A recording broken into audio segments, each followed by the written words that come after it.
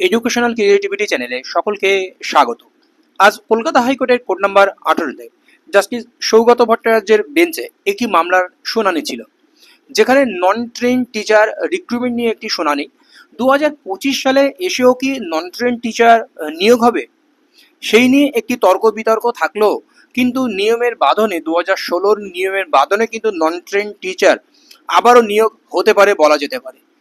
কোর্টের মুভমেন্ট দেখে আমরা এইটুকু বলতে পারি, আজকের শুনানিতে কি কি উঠে এলো এবং কোন কোন সাবজেক্টে শূন্যপদটি রয়েছে আমরা বলবো। প্রাইমারিতে আপনারা জানেন যে 2016 রিক্রুটমেন্টের ক্ষেত্রে নন ট্রেন টিচার নিয়োগ হয়েছিল 2017-তে, কিন্তু আপার প্রাইমারি আইনি জটিলতার জন্য সেই নিয়োগ কিন্তু 2024-এ এসেও চলছে, 25-এ এসে এখনো শেষ হয়নি, 1400 নিয়োগ বাকি। সেখানে কিন্তু জটিলতা তৈরি হচ্ছে। তো আইনজীবী ছিলেন সুদীপ্ত দাশগুপ্ত, আপনারা দেখতে পাচ্ছেন স্ক্রিনে। তো প্রথমেই তিনি বলেন যে এই মামলা এর আগেই সিনিয়র অ্যাডভোকেট প্রতীকধর মহাশয় উনি করেছিলেন। উনি এফিডেভিট দিতে বলা হয়েছিল এবং কমিশন এখনো এফিডেভিট দেয়নি, 4 সপ্তাহের মধ্যে এফিডেভিট দিতে বলা হয়েছিল, বা হয়তো এফিডেভিট দিয়েছে, সেই এফিডেভিটও জমা হয়েছে। তো আজকে এই শুনানিতে মোট আপনারা জানেন 8 থেকে 12টি মামলা ছিল।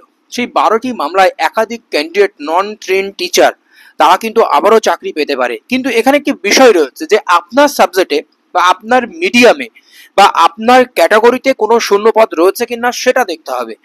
যদি থাকে তাহলে কিন্তু আপনিও কিন্তু এই পরিস্থিতিতে পেতে পারেন। কিন্তু এখানে একটা প্রশ্ন থাকছে যে 2025 সালে এসেও কি নন ট্রেন টিচার নিয়োগ হবে? আজও আবার কমিশনকে এফিডেভিট দিতে বললেন, কারণ 2016 আপার প্রাইমারি যে রিক্রুটমেন্ট রুলস ছিল সেখানে কিন্তু বলা হয়েছিল যে ট্রেন ক্যান্ডিডেট নেওয়ার পরে যদি শূন্যপদ পড়ে থাকে তাহলে আনট্রেন ক্যান্ডিডেটরা চাকরি পাবে। কিন্তু সেই রুলস অনুযায়ী শূন্যপদ পড়ে থাকার পরেও তারা আনট্রেন ক্যান্ডিডেট ডাকেনি বলেই আজ এই জটিলতা তৈরি হচ্ছে। তো চলুন আমরা কোন সাবজেক্টে কত শূন্যপদ রয়েছে বা মামলাকারীদের দাবি কোন কোন সাবজেক্ট, চলুন আমরা দেখে নিই। প্রথমেই যে মামলাটি ছিল এসটি পিওর সায়েন্স, এখানে শূন্যপদ ফাঁকা থাকার জন্য ক্যান্ডিডেট এসেছে, একাধিক শূন্যপদ ফাঁকা রয়েছে। অ্যারাবিক এসসি ওনার দাবি, নন ট্রেন ক্যান্ডিডেট হলেও শূন্যপদ রয়েছে। পিওর সায়েন্স পিএইচ, এবার দেখুন এইগুলোতে একটা দুটো শূন্যপদ রয়েছে এমনটা নয়, এখানে একাধিক শূন্যপদ থাকতে পারে। তো এই সাবজেক্টের এই ক্যাটাগরিতে যে সমস্ত ক্যান্ডিডেট রয়েছে তারা কিন্তু কোর্টে দ্বারস্থ হলে এখনো সুযোগ পেতে পারে। এবার আরেকটি বিষয় এখানে বলে রাখি যে আপনার সাবজেক্টে রয়েছে কিনা শূন্যপদ সেটা জানার জন্য সম্পূর্ণ কিন্তু আপার প্রাইমারি যে নিয়োগটা সম্পন্ন হয়েছে বা বাকি রয়েছে সেইগুলোকে অ্যানালিসিস করতে হবে, না হলে আপনাকে আরটিআই করে কমিশনের নিকট থেকে তথ্য নিতে হবে। এবার এসে সংস্কৃত পিএইচ ক্যাটাগরি, আজ উনি একজন ক্যান্ডিডেটই ছিলেন, শূন্যপদ একাধিক আছে হয়তো। পিওর সায়েন্স 3 জন ক্যান্ডিডেট ছিলেন এই মামলায় এসটি। হিস্টোরি এসসি, এখানেও একজন ক্যান্ডিডেট ছিলেন। এবার দেখুন হিস্ট্রি সাবজেক্টে এসসিও শূন্যপদ রয়েছে, তাহলে হিস্ট্রি এসসি শূন্যপদ যদি একাধিক থেকে থাকে তাহলে এখানে একজন ক্যান্ডিডেট, আরও ক্যান্ডিডেট যদি কোর্টে দ্বারস্থ হয় তাহলে কোর্টের উপরে ভিত্তি করে তারা কিন্তু আবার সুযোগ পেতে পারে। History Nepali medium, English ST 3টি শূন্যপদ। এখানে জিওগ্রাফি ওবিসি এতেও শূন্যপদ, কিন্তু সেটি হিন্দি মিডিয়ামে রয়েছে, কিন্তু আপনার মিডিয়ামে আছে কিনা সেটা দেখতে হবে। Arabic OBC B Arabic Bengali মিডিয়ামে রয়েছে, কিন্তু ম্যাক্সিমাম বেঙ্গলি মিডিয়াম, খুব কয়েকটি রয়েছে নেপালি ও হিন্দি মিডিয়াম। এবার আছে English OBC B Urdu medium.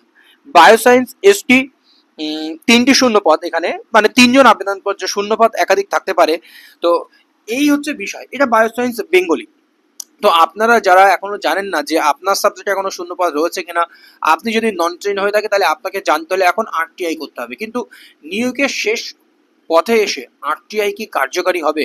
কারণ 1400 সামথিং জনের রিক্রুটমেন্ট এখনো কিন্তু বাকি রয়েছে, আপনারা জানেন। কারণ জাস্টিস তপব্রত চক্রবর্তীর নেতৃত্বাধীন বেঞ্চে এই মামলার শুনানি হয়েছিল, কদিন আগেও কন্টেম্প মামলা হয়েছিল। যে কোনো পরিস্থিতিতে সিট কনভার্ট করে হোক, যেভাবে হোক তাদের নিয়োগ দিতে হবে, কিন্তু এখনো পর্যন্ত তাদের নিয়োগ সম্পন্ন করেনি স্কুল সার্ভিস কমিশন।